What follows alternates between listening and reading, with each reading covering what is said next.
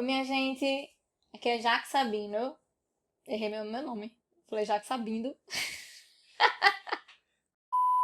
Oi, minha gente. Aqui é Jaque Sabino falando. E esse vídeo é a segunda parte da tabela periódica que a gente vai trabalhar.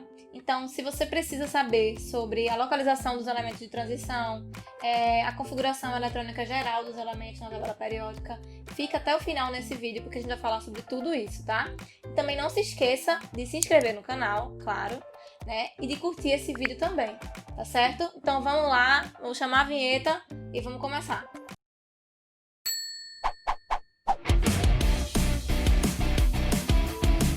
Bom, gente, então a gente vai aqui para o vídeo Tabela Periódica Parte 2. Esse conteúdo de tabela periódica, né, ele é bem simples, mas como eu já tinha dito no vídeo anterior, ele tem muita informação, então eu resolvi partir em 2 vídeos, tá? Como eu tinha dito no vídeo anterior, esse conteúdo de tabela periódica, ele não é tão difícil, ele é até simples, mas ele tem muito conteúdo, é um assunto assim que tem muita informação. Então eu resolvi dividir em 2 vídeos, né, essa parte da organização dos elementos na tabela, beleza? Então vamos lá para a segunda parte da tabela periódica. No vídeo passado, eu vou até inclusive deixar aí para vocês o link para quem não viu, né, o vídeo anterior, para assistir, porque ele tá muito bom. Então no vídeo anterior, o que foi que a gente falou? A gente falou sobre a organização geral da tabela periódica, como é que a gente organiza as famílias, os períodos, né? E um detalhe que a gente falou foi a divisão dos elementos na tabela em elementos representativos e de transição. Então vamos lá. A gente viu aqui que os elementos representativos são aqueles elementos do bloco S e do bloco P, e os elementos de transição são os elementos do bloco D e do bloco F. Vimos que os elementos do bloco S, eles são classificados assim porque a distribuição eletrônica deles, o subnível mais energético é o subnível S, ou seja, a distribuição eletrônica deles termina em S. Os elementos do bloco P, a distribuição eletrônica deles termina em P. Os elementos do bloco D terminam em D e do bloco F em F, tá? Então, a gente viu que os elementos do bloco S e P são chamados de elementos representativos e que existia anteriormente também uma denominação desses elementos em família A e família B, né? Então, os elementos representativos eram os elementos que a gente chamava de família A e os elementos de transição são aqueles que a gente chamava de família B. Só para a gente finalizar aqui a parte dos elementos representativos, né? Um detalhe muito importante é a questão da configuração eletrônica geral desses elementos. Então, nós vimos que os grupos 1, 2, 13, 14, 15, 16, 17 e 18, deixa eu mover aqui para ficar melhor para vocês verem, né? São os grupos dos elementos representativos ou da família A. Então aqui eu coloquei, gente, essa tabelinha onde a gente coloca aqui a nomenclatura antiga e a nomenclatura atual. Então o grupo 1, que a gente chama de grupo 1 atualmente, vai ser a família 1A, o grupo 2, família 2A, grupo 13, família 3A, grupo 14, família 4A, grupo 15, 5A, 16, 6A, 17, 7A e 18, 8A, beleza? Também tem o nome, né, desses elementos. Cada família dos elementos representativos recebe um nome específico. Então, a gente tem aqui os metais alcalinos terrosos, a família do boro, a família do carbono, a família do nitrogênio, calcogênios, halogênios e gases nobres. E uma coisa bem importante também sobre esses elementos, né, é que a gente falou sobre a localização deles a partir do número de elétrons na camada de valência. Então, como a gente pode ver aqui, os elementos da família 1A, ou grupo 1, vão ter 1 elétron na camada de valência. Da família 2A vão ter 2, 3A, 3, 4A, 4, 5A, 5, 6A, 6, 7A, 7 e 8A, 8 elétrons na camada de valência. Agora, a gente tem que lembrar, né, que a gente tem uma exceção aqui, que é o hélio, não é isso? O hélio, ele é o único elemento da família 8A que só tem 2 elétrons na camada de valência, tá certo?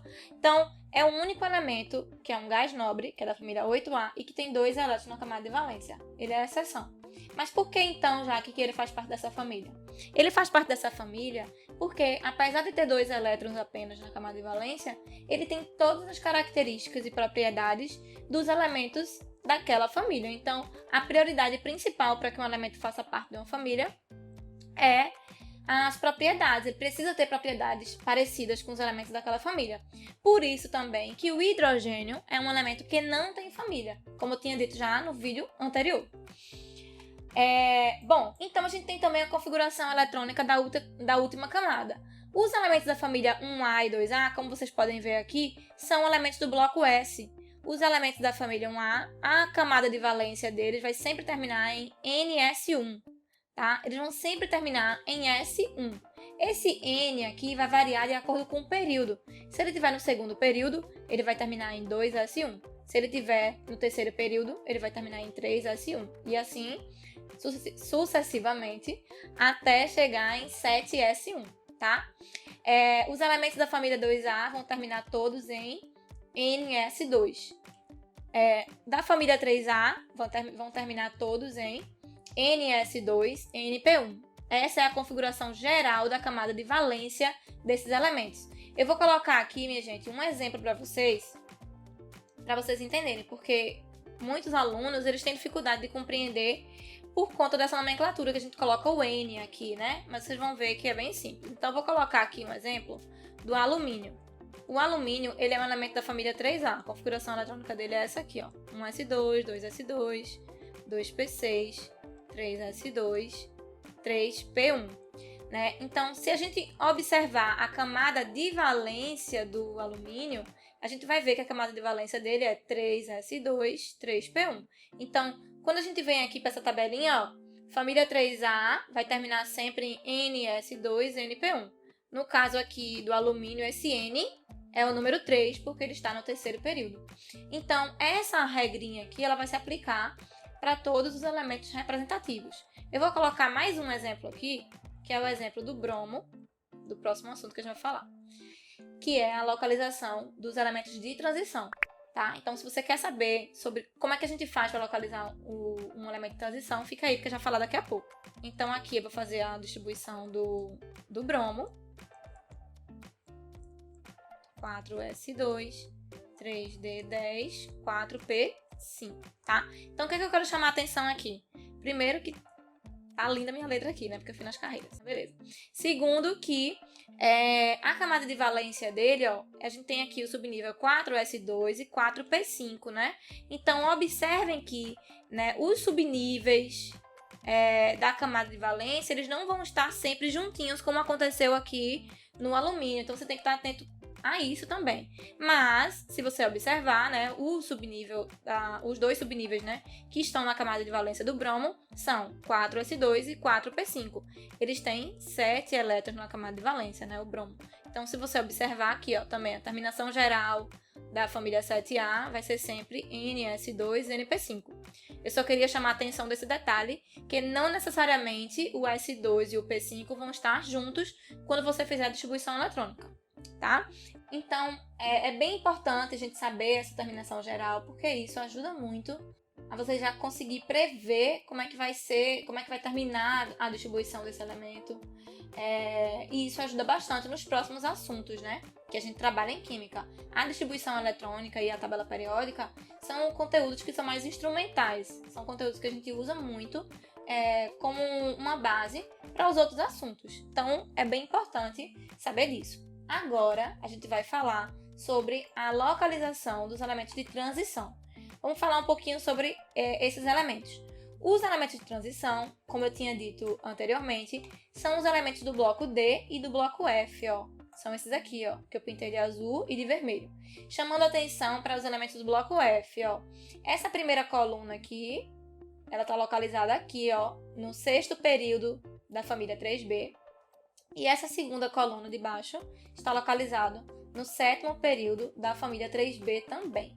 Então, os elementos do grupo F, ambas as colunas, estão localizadas na família 3B, tá? Só que aqui a gente tem o grupo dos lantanídeos, que está no sexto período, e o grupo dos actinídeos, a série, né, dos actinídeos, que estão no sétimo período. Então, os elementos de transição externa são os elementos do bloco D, ok? todos aqueles elementos, né, que tiver a configuração eletrônica, que a distribuição eletrônica terminar em D, a gente vai chamar de elementos de transição externa, e os elementos que a distribuição eletrônica terminar em F, a gente vai chamar de elementos de transição interna, que são esses elementos aqui de baixo, ok?